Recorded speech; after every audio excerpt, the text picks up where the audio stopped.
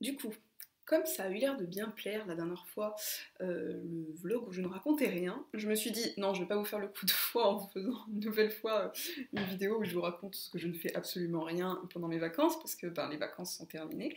Donc je me suis dit qu'au contraire, j'allais faire une vidéo cette fois-ci pour expliquer un petit peu le quotidien avec une semaine classique de cours, donc en essayant de vous faire un retour chaque soir de la semaine pour raconter globalement la journée en termes de densité de travail ou d'anecdotes à partir de ce que j'aurais vu, vécu avec les élèves.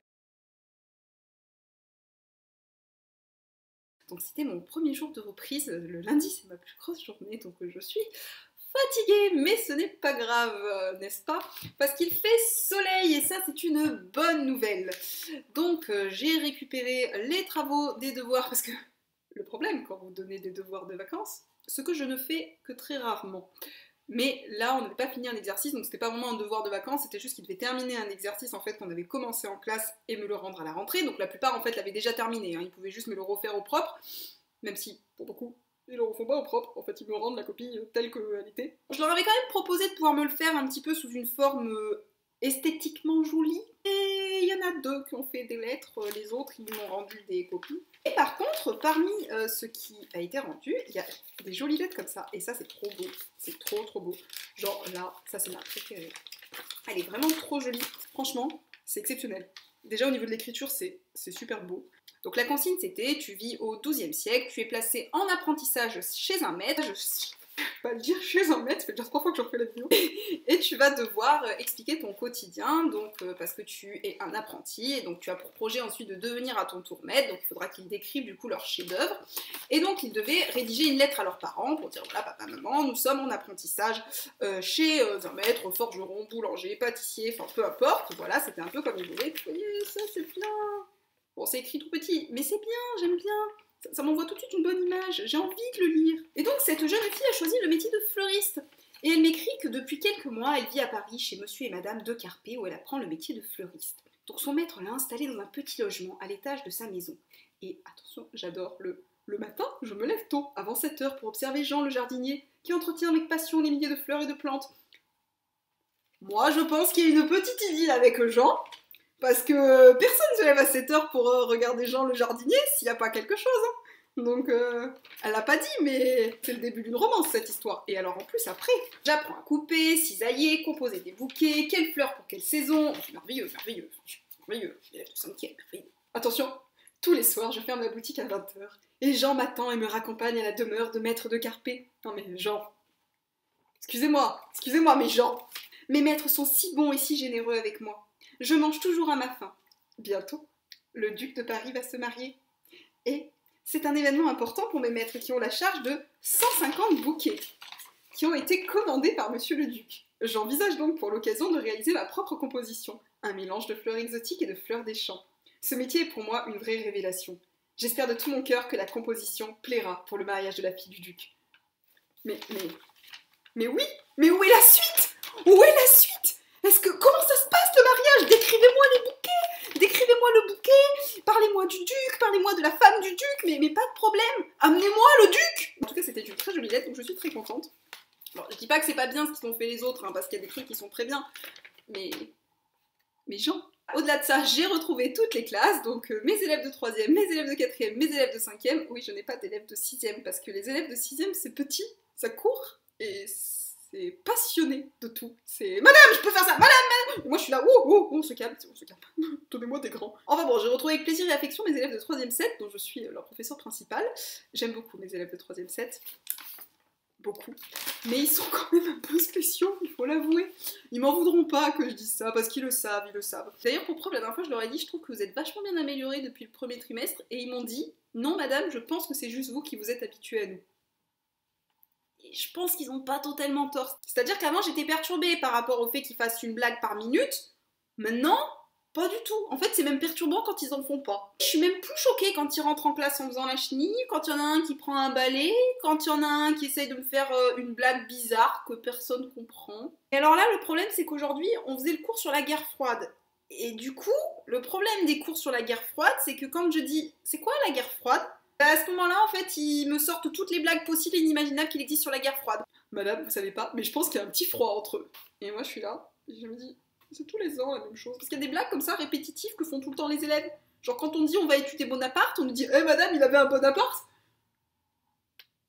Oui, non. Eh bien, écoutez, j'ai hâte de voir ce que la suite de la semaine nous réserve.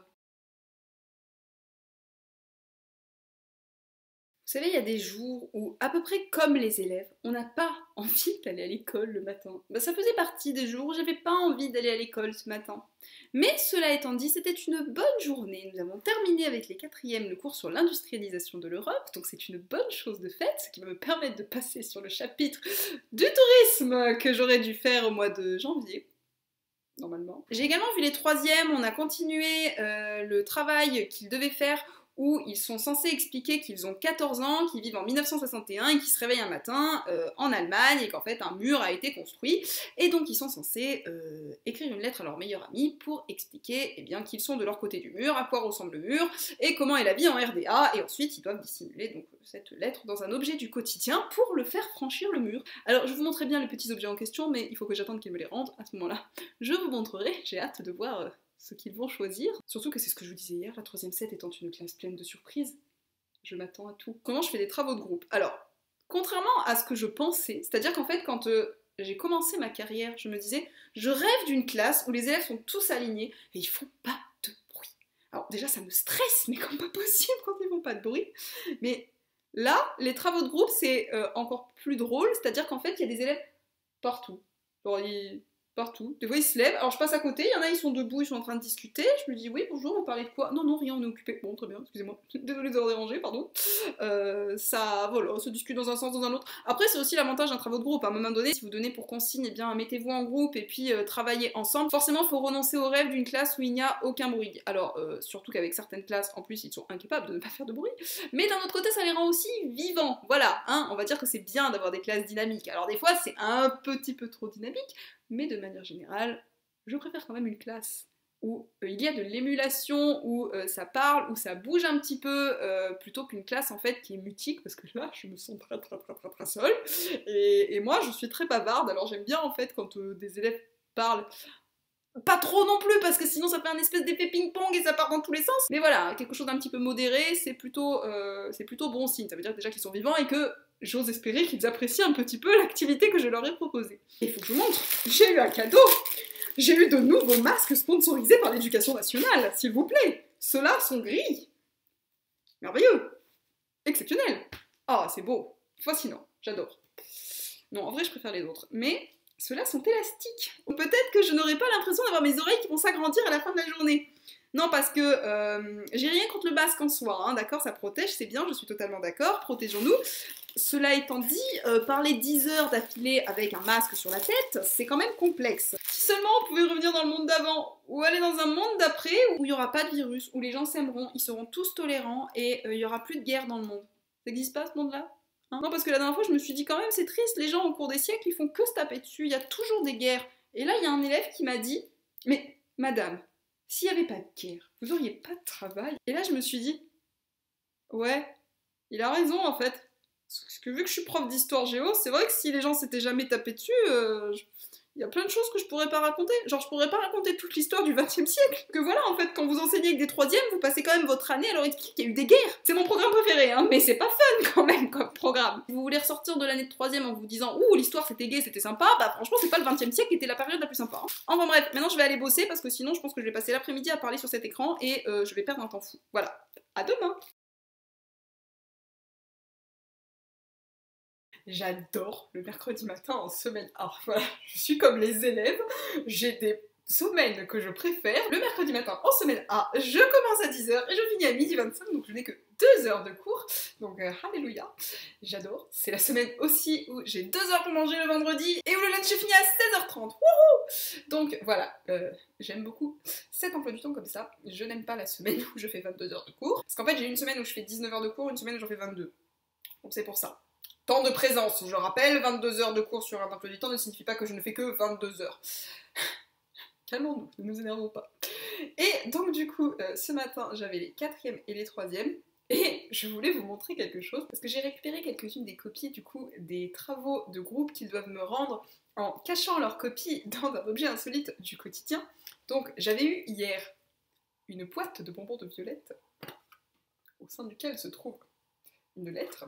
Bon, ça me fait rire parce que j'essaie d'imaginer le mur de Berlin avec les gens qui jettent une boîte de bonbons de violette, genre les soldats qui font ouh, pouf. J'ai eu une trousse, et dans la trousse il y a deux papiers, et au milieu des papiers j'imagine qu'il y a la lettre, hein. Je vais fouiller. Et alors, je crois que là, on détient le record de la copie la plus insolite de toute l'histoire de l'éducation nationale. Attention. Un rouleau de papier toilette, les amis. Mesdames et messieurs, je pense que ceci est la copie la plus extraordinaire du monde. Et elle est là. C'est pas génial, ça? Attendez, ils sont quand même venus me chercher dans la cour pour me le donner. Je veux dire, rien que pour ça, ça mérite 20. Rien que pour le fait de m'avoir amené un rouleau de papier toilette. Ces élèves continuent toujours de me fasciner, c'est extraordinaire. En plus, c'est trop mignon, regardez. Bon, attendez, je ne sais plus comment le tenir, mais... Je l'ai. Faut pas que j'épime. Faut me tuer. Sentinelle surveillée. Il n'y a pas un A, surveillé. C'est un O. Noé, surveillé. S-U-R-V-E, pas V-A. Ça va que c'est dans un rouleau papier toilette. Hein. En plus, ça se remet trop bien dedans, c'est trop fascinant. Vraiment, c'est extraordinaire. Bien, maintenant je vais aller me faire à manger. Voilà, parce que, vous savez, les enseignants, j'ai une grande nouvelle à vous annoncer, ils ne vivent pas enfermés dans leur salle de classe et ils doivent aussi se nourrir. Donc je vais vous mettre un tout petit aperçu du repas, parce que, il faut quand même que vous voyez que le quotidien d'une semaine de cours, on se nourrit aussi, que vous y croyez, parce que sinon vous ne croirez pas.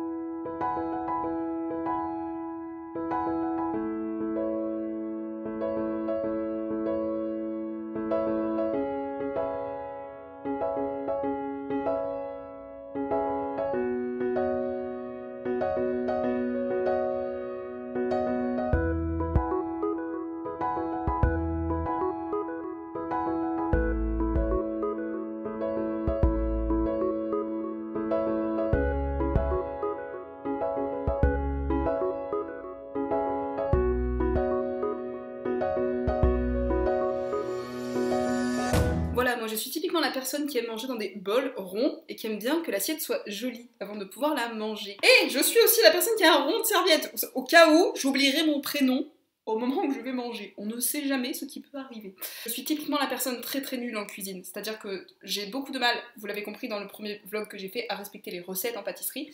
L'avantage de la cuisine, c'est qu'il n'y a pas de recettes à respecter. Donc en fait, moi, je fais cuire plein d'ingrédients différents et après, je les mets ensemble dans des bols. Et j'aime beaucoup les graines, donc généralement, les gens se fichent de moi en me disant que je ne fais que manger des graines. Je tiens à préciser quand même que les graines ne sont pas réservées aux oiseaux, que les êtres humains peuvent en consommer. Étant donné aussi que je suis végétarienne depuis 3 ans, c'est bien de pouvoir...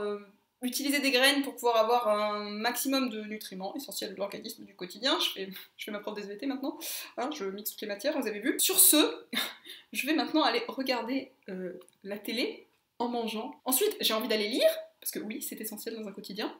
Et après, il faudra que j'aille bosser. Donc voilà. Et comme il fait beau, je pense que j'irai aussi faire un tour pour me balader en forêt.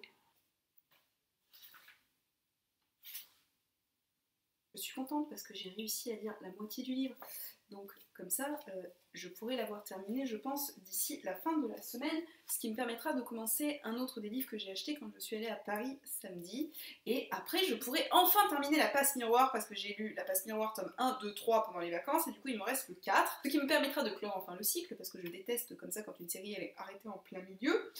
Et voilà. Mais ce texte-là est très sympathique et choupiné, si ce n'est que, franchement, les maisons d'édition, donc au-delà du fait qu'elles n'ont pas les mêmes tailles pour les livres, autre problème qu'il se pose, je suis navrée, ceci est un roman, donc on ne publie pas des dialogues en mode théâtre, parce que là, vraiment, je ne comprends pas comment ce livre, au-delà de l'histoire qui est sympathique, a pu passer la ligne éditoriale. Parce que flûte, moi j'écris des textes, et Gallimard, je leur ai déjà envoyé 7 textes où ils m'ont dit que ça correspondait pas à leur ligne éditoriale, et ben excusez-moi, mais quand on publie ça, je ne vois pas pourquoi je corresponds pas à la ligne éditoriale. Voilà. Oui, je suis frustrée. Moi, j'aimerais bien aussi qu'on me publie, donc Gallimard, si tu passes par là, merci de me contacter, je suis la fille qui t'envoie le plus de mails. Donc, généralement, je harcèle la boîte mail des gens jusqu'à ce qu'on me réponde, donc écoutez, les maisons d'édition, si vous passez par là, n'hésitez pas à me répondre. Merci, c'est gentil. il n'y a quand même pas beaucoup de métiers où ça ne choque absolument personne qu'on aille travailler avec des oreilles d'elfe. Donc c'est pour ça aussi que c'est bien d'être enseignant. Parce que on peut venir travailler avec un arc, avec des flèches, avec une couronne sur la tête, avec des manches super bouffantes et dire « Ben ouais, moi je suis un elfe de la forêt ». Et ça embête personne. Donc aujourd'hui, c'était la journée médiévale au collège, donc il y avait plein d'ateliers qui étaient organisés. Il y avait des ateliers potions, enluminure, calligraphie, concours de déguisement, il y avait également de la musique médiévale, un repas médiéval, et donc du coup, les élèves pouvaient venir costumer, même si je n'avais pas tant que ça qui était costumé, mais bon, peut-être que d'année en année, ils finiront par comprendre qu'il faut mettre des costumes. Donc moi, j'étais chargée du concours de photographie, donc du coup, je vais pouvoir maintenant passer l'essentiel de mon après-midi à trier les photos, à m'occuper également de récupérer du coup les photos des gagnants du concours pour qu'on puisse les mettre sur le site du collège. Évidemment, c'est des photos qui restent internes à l'établissement, qui sortent pas parce que c'est des photos où on prend quand même des enfants en photo, donc il y a tout ce qui est respect du droit à l'image.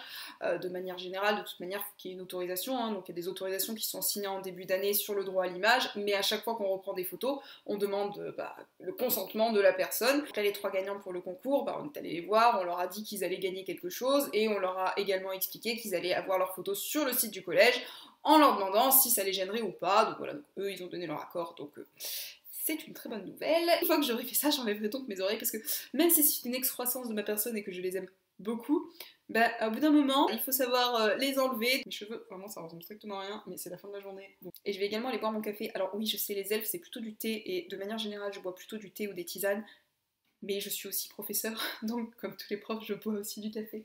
Voilà, ceci n'est pas un mythe, les amis. Je fais des biscuits, mais ils sont à la farine de riz.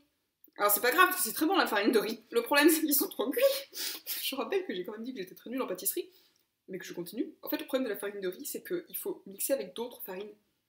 Et là, en fait, j'ai mis que de la farine de riz. Bon, idée nulle, et puis en plus, j'ai suivi aucune recette comme d'habitude, donc pas génial. En général, ce type de biscuits, je les propose à moi-même, mais si j'invite des gens, je vais acheter des gâteaux. C'est mieux. Aujourd'hui, c'était une journée à rallonge. Il y a des jours comme ça. Aujourd'hui, je devais préparer le conseil de classe parce que j'avais déjà rédigé les bulletins, mais il fallait que je prépare les bulletins avec la principale pour le conseil de classe de lundi soir prochain. Il fallait ensuite que je m'occupe des cours, parce que mine de rien j'avais cours aussi. J'ai mis les élèves en activité en 4e, je leur ai demandé de me rédiger une brochure touristique, comme s'ils étaient une agence de voyage. En 3e, ils devaient terminer du coup ce qu'on faisait sur le mur de Berlin, faut trop que je vous montre ce qu'ils m'ont rendu, c'est trop génial. Et en 5e, ils devaient travailler sur l'alimentation, et je leur ai fait faire une étude sur l'alimentation et les différents types d'agriculture au Brésil. Comme ça m'a permis de gagner aussi du temps, parce que le rectorat n'a pas remplacé le professeur d'histoire géo pour une collègue qui est absente, donc du coup ce qui fait qu'il y a 6 classes qui se retrouvent sans professeur. Du coup il fallait que je m'occupe de convertir mes cours pour pouvoir leur envoyer en ligne, parce que oui, voilà, j'ai pas assez de classes, donc j'en prends 6 de plus. Et du coup il fallait que je fasse ça, il fallait qu'au passage je refasse le brevet blanc qu'on avait prévu pour les 3e, sauf que ce n'était plus possible du coup de le faire, parce que ce qu'on avait prévu ça ne fonctionnait plus par rapport au chapitre qui avait été étudié entre les différentes personnes. Donc bon, j'ai donc refait le brevet blanc, que je dois maintenant envoyer à l'équipe d'histoire pour savoir s'ils sont tous d'accord avec le brevet blanc qui est prévu. Et en plus de ça, j'étais tranquillement en train d'aller manger quand d'un coup un collègue est arrivé en courant en me disant c'est pas possible, tu sais pas ce qu'ils ont fait. Du coup ça m'a énervé parce qu'il m'a dit quelque chose et je me suis dit mais non, j'ai déjà expliqué 100 fois ça. Après du coup j'ai été voir les élèves, j'ai dit mais enfin est-ce que je voulais expliquer, ils m'ont dit mais non. Je t'étais là mais si, je te l'ai déjà dit 4 fois, voire plus.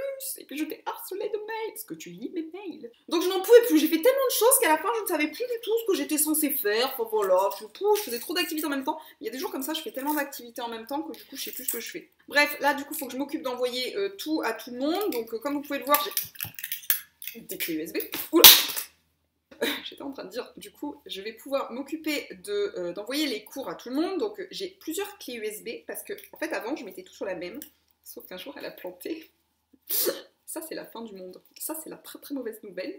Du coup maintenant je mets sur différentes clés USB les différents cours. Ça c'est la clé USB des 4e, ça c'est la clé USB pour l'imprimante, sauf que j'ai mis des choses dessus, et quand je suis arrivée à l'imprimante tout à l'heure, l'imprimante n'imprimait plus. Très franchement, je pense qu'il faudrait faire passer aux professeurs qui préparent le CAPES, non pas des épreuves sur les cours, mais véritablement des épreuves pour savoir comment fonctionner les imprimantes. Puis également une épreuve sur allumer le vidéoprojecteur et le rebrancher quand il arrête de fonctionner entre deux cours. Bon, ça c'est celle pour les 3e et ça c'est celle pour les 5e. Et j'espère que je ne perdrai jamais la pochette, parce que si un jour je perds ça, ça aussi c'est la fin du monde. Mais j'ai des copies, rassurez-vous. Et donc, pour clore la journée, j'ai vu une classe de 3e, ils m'ont remis les objets qui leur servent à dissimuler les lettres qu'ils doivent écrire quand ils habitent en RDA. Donc j'ai eu une longue vue, exceptionnelle, un cahier d'anglais, un pot, et attention, la lettre elle est là.